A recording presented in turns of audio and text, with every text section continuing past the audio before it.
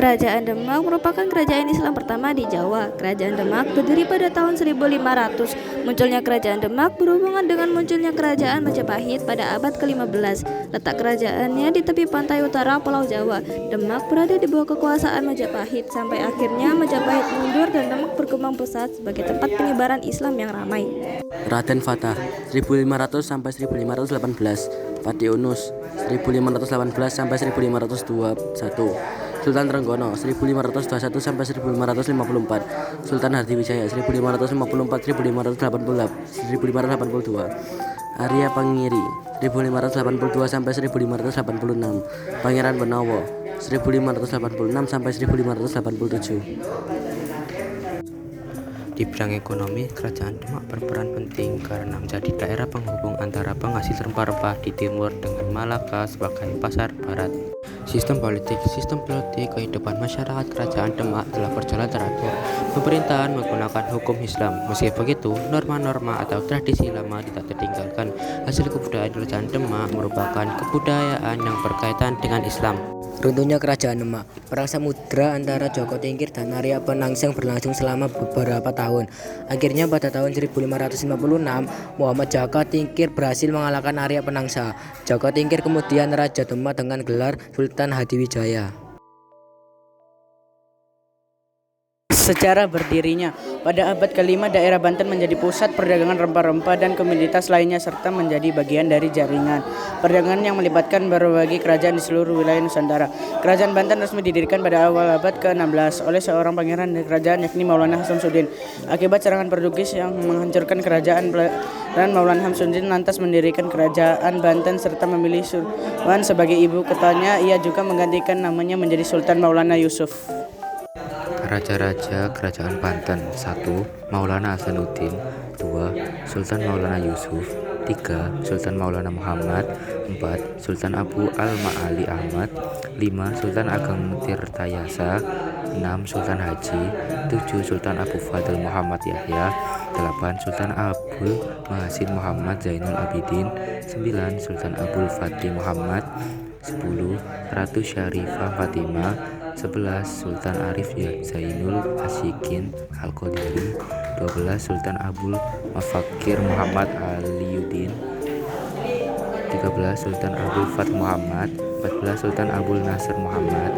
15. Sultan Muhammad bin Muhammad Muhyiddin Zainul Salihin.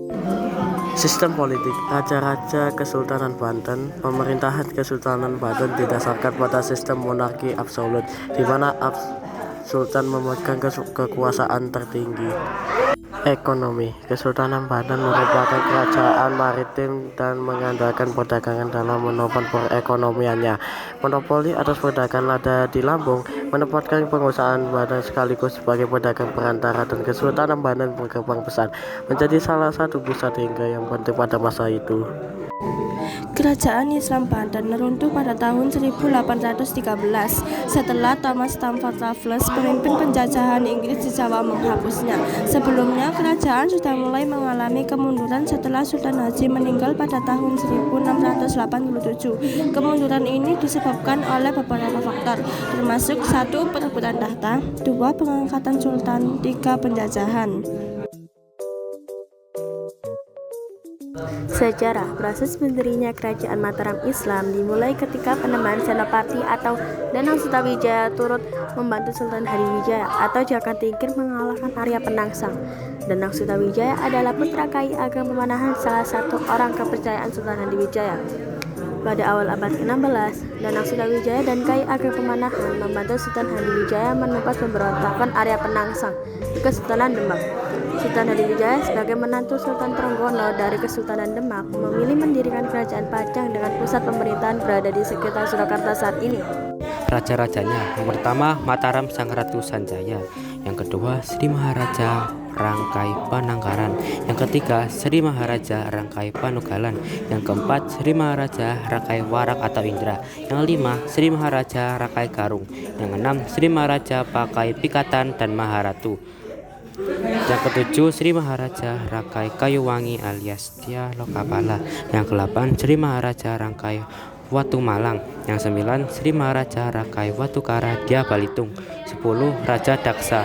11, Raja Sumba Diawawa. 12, Rakai Hino Sri Isana alias Empu Sindok. Yang ke-13, Sri Lokapala dan Ratu Sri Isantu Gawijaya.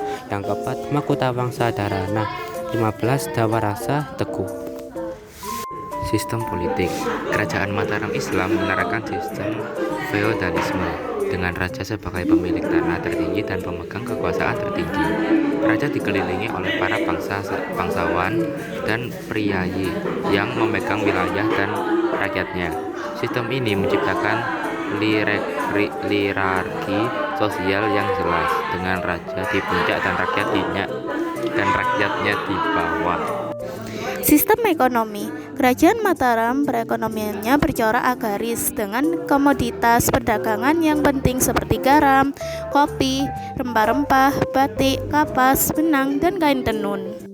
Reruntuhannya. Kerajaan Mataram runtuh pada tahun 1907 Masehi dan Kerajaan Mataram Islam runtuh setelah pertempuran besar antara pasukan Trunowijaya dan VOC. Kerajaan Mataram kuno runtuh karena bencana alam dan tekanan militer.